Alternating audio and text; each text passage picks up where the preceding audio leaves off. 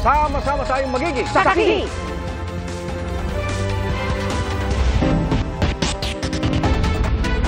Sinisiyasat ngayon sa Kuwait ang di ligtas na pagpapatira ng sobra-sobrang foreign workers sa kanilang mga dorm, bunsod ng sunog sa isang gusali roon.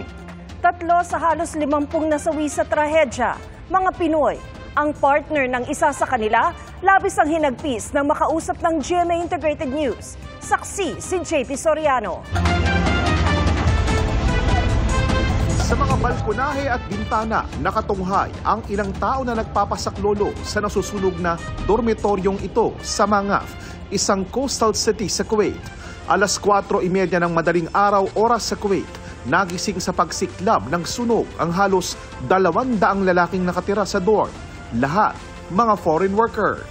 Sa ulat ng Reuters, sinabi ng isang nakaligtas na Egyptian driver na nagsimula ang apoy sa ibaba ng gusali. At dahil sa kapal ng usok, hindi raw agad nakababa ang mga nasa itaas. Nasa 49 ang nasawi, maraming sugatan at naospital. Indian nationals ang karamihan sa mga biktima. 40 sa kanila ang namatay at 50 ang sugatan. Sa nakalap na ulat ng Department of Migrant Workers, may 11 Pilipino sa gusali. Mga engineer, iron worker, fitter, surveyor at iba pang skilled worker. The victims suffered from severe smoke inhalation. So they don't have burns in their bodies. We have 2 in ICU, 6 who are safe. All accounted for na raw ang 6 na nakaligtas na Pinoy, habang ang 2 Pinoy na nasa ICU tinututukan ng DMW at ng ating embahada.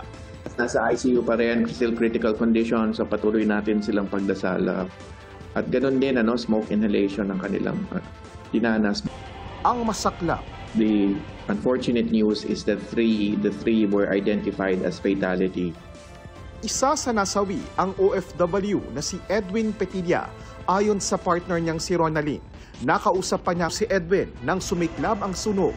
Habang naka-video call si Edwin, nasaksihan pa ni Ronalyn kung paano mabilis na kumalat ang sunog, pati kung paanong sinubukan ni Edwin na maghanap ng fire exit. Nagsabi pa raw si Edwin na hindi na siya makahinga hanggang sa naputol na ang kanilang komunikasyon.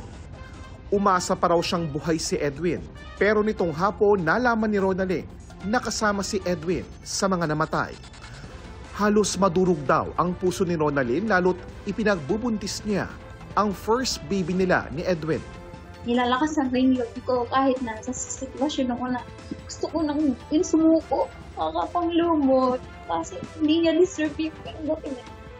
Iniutos na ni Pangulong Bongbong Marcos na gawin ng lahat para matulungan ang mga naulila at maiuwi agad ang 11 na mga nasawing Pilipino na nasa hospital morgue. Inaasikaso na yan ng DMW. Iniimbestigahan na sa Kuwait ang sunog na itinuturing na worst building fire doon. Ang kanilang Deputy Prime Minister pinangunahan ang inspeksyon sa mga property na itinuturing na illegal. Sinisilip ang mga landlord na sobra-sobra ang pinatitirang mga residente kahit di ligtas at di makatao ang kondisyon sa mga dorm. Nakatutok din ang ating gobyerno sa investigasyon. We have given instructions to our lawyers to cooperate and coordinate with the Kuwaiti authorities. Para sa GMA Integrated News, JP Soriano ang inyong saksi. Naharap sa reklamong rape with homicide ang 2 arestadong sospek sa pagpatay sa 11 anyos na babae sa Cavite. Git ng isa sa mga sospek, walang pangahalay na nangyari, pero ibang lumalabas sa investigasyon ng mga pulis. Saksi si Oscar Oida. Hindi kita ang mukha, pero sa boses pa lang ng lalaking kumukuha ng video, mararamdaman na ang kanyang pigati. Anak ko, bakit? Anak ko. Anak ko, ba't ginawa sa'yo? Sa masukal na bahagi ng compound ng isang paaralan sa General Trias, Cavite, natapos ang halos 2 araw na paghahanap sa kanyang anak, ang 11 anyos na si Rhea May Bitonio Moreno. Wala nang buhay ang bata, may nakapulupot na baging sa leeg, sugat sa mukha at nakalilis ang suot. Positive nga po na nagahasa o na-rape yung bata. And yung cause of death ay asphyxia through strangulation or Hindi ko maisip kung anong meron sa kanila at ginawa nila yon kasi bata pa ngayon. Kaya kung ano man, hindi ako papayag na hindi sila talaga magbabayad ng ginawa nila. Arestado na ang dalawang suspect, ang 22 anyos sa kapitbahay umano ng biktima na si alias Rico, na ininguso ang 35 anyos na construction worker na itago natin sa pangalang Lito. Ang susi para matunton ang mga suspect, tip mula sa isang tricycle driver. Nakita po niyo yung bata na alanganin ng oras and tinanong niya bakit nandun pa ay alanganin ng oras, this oras na ng gabi. And sumagot naman po yung bata, yung biktima po natin na inutusan po ako ni alias na bumuli ng sigarilyo. So yun pong naging lead namin. Ayon naman kay alias Rico, nagiinom sila ni alias Lito nang mapansing naglalaro sa lugar ang biktima. Inutusan nila ang bata na bumili ng sigarilyo hanggang sa na po namin yung babae doon sa damuhan, no. Yun po, yung sinakal ko po, inamin ko po na sinakal ko po yung batang babae, pero po hindi ko po ginagahasa. Wala pong nangyaring gahasa. Tinalian niya po ng bagging po na taas ng mga ugat sa leeg. Kasi yung bata po na itong may sa leeg po. kung bakit daw nila ito nagawa. Wala, parang lang po, sir. Parang pagtitrip, parang trip po, sir. Yung kasi lasing na po lasing na rin po kami eh. Giit ni alias Lito, wala siyang kinalaman sa krimen. Wala po talaga kasi hindi ko po nakita ang bata, hindi ko rin naman po siya nakita. Hindi naman po kami magkasama, sir.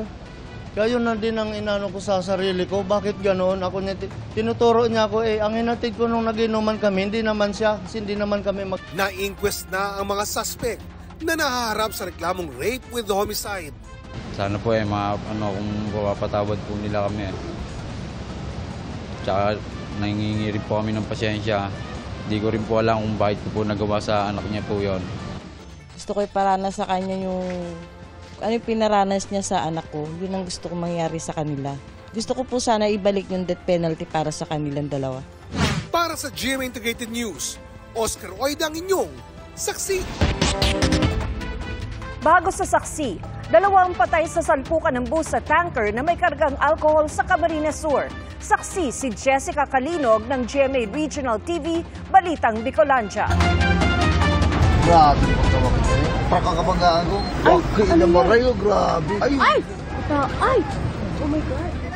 Bumagsak sa kalsada ang driver ng tanker truck na yan matapos bumangga sa kasalubong na pampasaherong bus sa Milaor, Camarines Sur. Nasa likod po kay Garniyo. Tapos naglusot man garo to. Dahil man Garniyo nag-signal light o nagbusina. Basta nang nagsabatan ng duwa. Sa inisyal na investigasyon ng Milaor Municipal Police Station, mula sa Batangas ang tanker na kargado ng ethyl alcohol na dadalhin sana sa Ligao City sa Albay. Posibleng nakatulog daw ang driver ng truck at doon na nawalan ng kontrol sa manibela. Patay ang truck driver at isang pasahero ng bus. Outright namatay yung driver, and then itong sarong yung busman po, so aram katong driver na mabubunggo siya immediately, si kang driver is yung nag-cover siya. So ang nangyari, ang nagadan po si nakatukaw sa seat number 1. May 6 na iba pang pasahero ng bus na nagtamo ng minor injuries. Naabutan ng news team ang anak ng nasawing driver ng truck na kinukuha ang gamit ng ama. Siya rin ang pahinante ng nabanggang truck. Tumanggi siyang magpa-unlock ng on-cam interview. Pero ayon sa kanya, nakatulog na siya sa biyahe, kaya hindi niya nakita ang pangyayari. Nagising na lamang umano siya nang marinig ang pagbangga ng kanilang sasakyan.